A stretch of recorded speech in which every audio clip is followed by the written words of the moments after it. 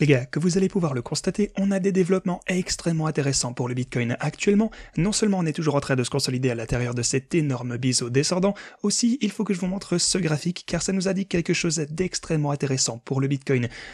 Récemment, je vous ai parlé un petit peu de mon optimisme pour le Bitcoin sur le long terme et ça continue de renforcer ma théorie. On va parler de tout ceci. Alors les gars, il faut que je vous parle de tout ça. Je vais vous parler également d'un certain signe de renversement potentiel concernant la mentalité, concernant les risques pour le Bitcoin. Les gens deviennent potentiellement plus bullish, non seulement pour les plus grosses actions, mais aussi sur les actifs à risque comme le Bitcoin, les altcoins et les plus petites actions du marché des stocks. Il faut que je vous parle de Tether, je vais vous parler des raisons pour lesquelles Gary Gensler pourrait être renvoyé, ce qui est bien sûr une bonne chose pour la crypto, on s'en doute, et bien d'autres choses encore. Alors bienvenue à tous, je m'appelle Maxime et je vous apporte chaque jour des nouvelles vidéos en français sur les crypto-monnaies en vous apprenant comment vous faire de l'argent sur ce marché. Si vous êtes nouveau sur cette chaîne, alors soyez sûr de vous abonner et d'activer la cloche dès maintenant. Alors, comme vous le savez, j'ai été extrêmement bullish récemment. En fait, sur le long terme, j'ai toujours été super optimiste concernant les cryptos, même depuis qu'on a atteint ce fameux objectif des 16 000 $ à la baisse, parce que, on était simplement supporté à l'intérieur de cette boîte orange. Je pensais qu'il s'agissait du bottom, et ça a été, visiblement le cas. Si on descend ici, vous pouvez voir qu'on est venu toucher cette boîte orange extrêmement importante, mais on a également franchi, des graphiques hebdomadaires sur le plus long terme pour le Bitcoin, dont je vous parlais à l'époque, des étapes extrêmement importantes. Donc vous savez déjà tout ceci, mais sur les intervalles plus courts, regardons un petit peu ce qui s'est passé dernièrement. Vous pouvez voir qu'on a la ligne orange en gras ici à 26 400 $. Ça a donc essayé de maintenir le prix du Bitcoin hier et même à plusieurs reprises en fait on a obtenu un pullback et maintenant on est juste en dessous de cette fameuse résistance. Ok, alors on est donc actuellement sous cette résistance importante, il faudra garder ça en tête, on verra bien si on sera capable de la dépasser et de commencer à essayer de réaliser une autre poussée à la hausse prochainement. Parce que le truc c'est que les choses, si on fait un petit zoom arrière ici, ça se sent pas trop mal en fait, on est toujours dans une tendance relativement haussière. Maintenant, pourquoi est-ce qu'on a vu une rechute en dessous de cette résistance clé qu'on a juste ici, cette résistance de support précédent? Si vous allez sur les marchés traditionnels, lorsqu'ils se sont ouverts hier, je vous parlais de ça d'ailleurs dans la dernière vidéo, le fait qu'on était juste en dessous de cette résistance que vous avez là à 4 476 $ sur les marchés traditionnels, et donc quand ils se sont ouverts, on a eu un recul de leur part également. On verra donc comment ça va pouvoir évoluer au cours de la journée et impacter les cryptos. Donc on a eu ce recul, ce qui signifie que le Bitcoin a également connu un pullback. Cependant, vous le savez, je suis toujours optimiste concernant le Bitcoin, j'ai pas besoin de le rappeler, et même sur le court terme d'ailleurs, car je pense qu'une partie de l'argent qui avait donc afflué dans les plus gros indices, comme les marchés traditionnels ici, vont potentiellement bientôt affluer vers le Bitcoin.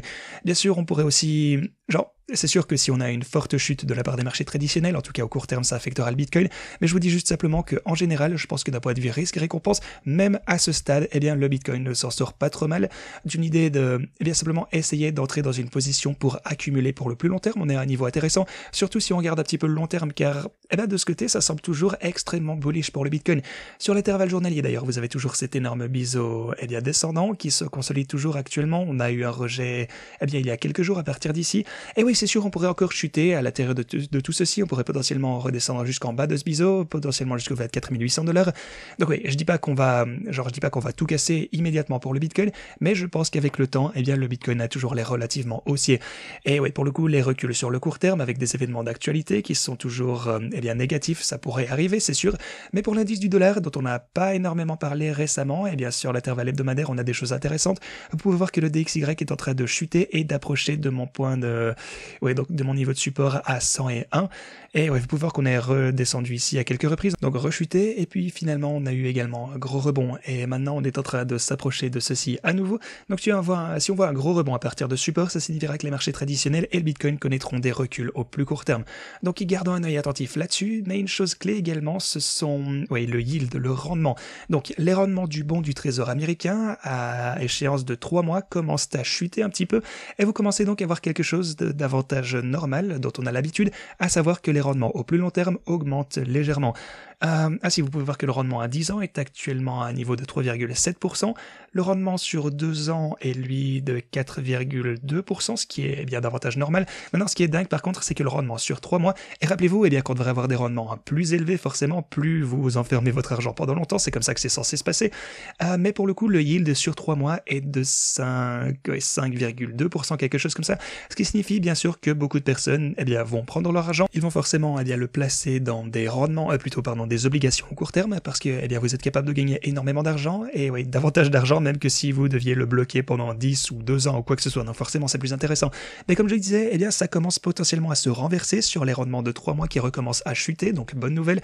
Et ouais, vous commencez à voir les rendements pour le coup sur 10 ans, 2 ans, etc. les plus long terme qui commencent à réaugmenter, ce qui est positif.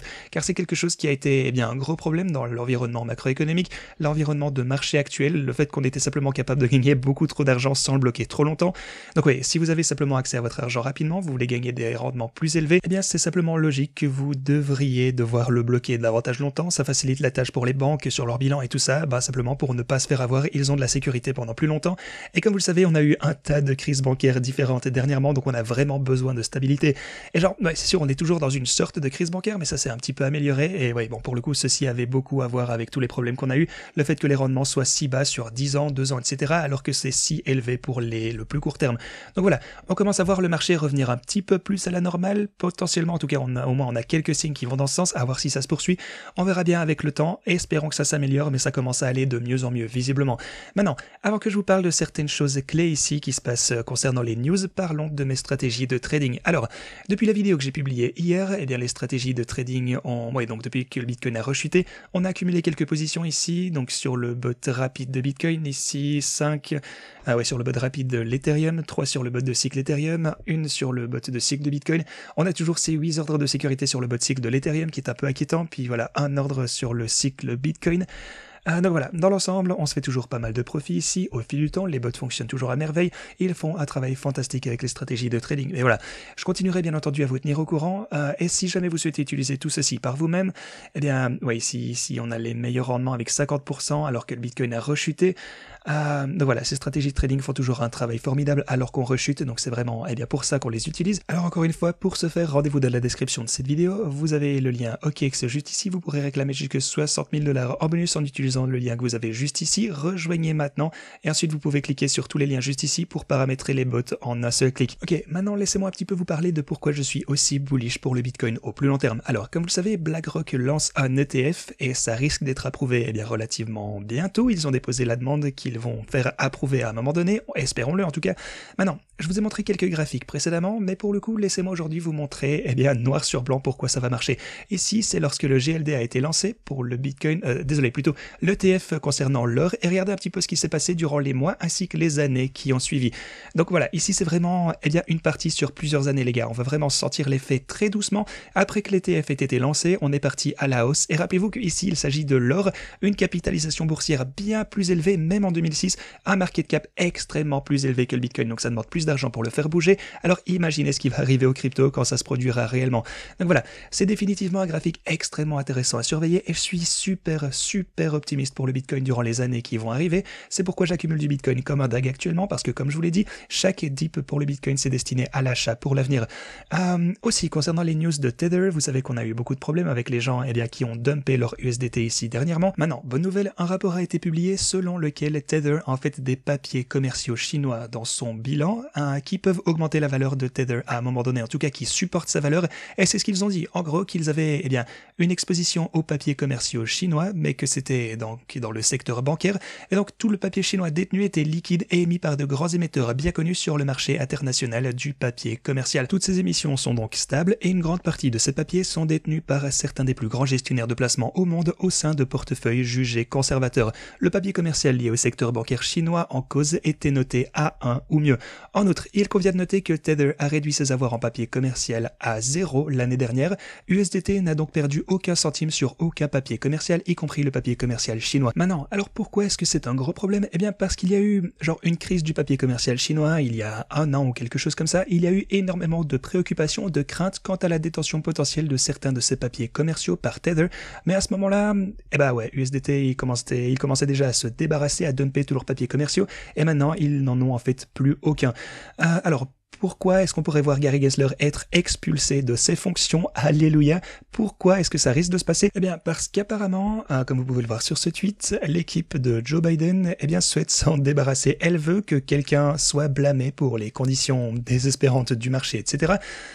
Et donc ce qui se passe avec Gensler, le truc, c'est qu'ils en ont un petit peu assez de lui. Ils sont gênés, comme ils le disent ici dans son approche, parce que, En gros, c'est simplement un manque de professionnalisme, visiblement, et bah, il est en train de se mettre les gens de son propre parti à dos. Donc le vent est en train de tourner, les gens se lassent de Gary Gensler, les gens sont fatigués, il y a beaucoup trop de choses qui vont mal. Et ouais, ce qu'il a dit, ce qu'il a fait précédemment, bah, vous le savez tous déjà. Donc ouais, bah, si jamais il se faisait virer de son propre bureau, eh bien ce serait une bonne chose pour la crypto dans son ensemble. Et espérons que la prochaine nouvelle qui arrivera, eh bien ne soit pas aussi absurde que les dernières choses que nous a dit Gary Gensler. Les gars, ceci étant dit, c'est tout ce que j'avais pour vous aujourd'hui. Merci beaucoup d'avoir regardé cette vidéo et moi je vous dis à la prochaine.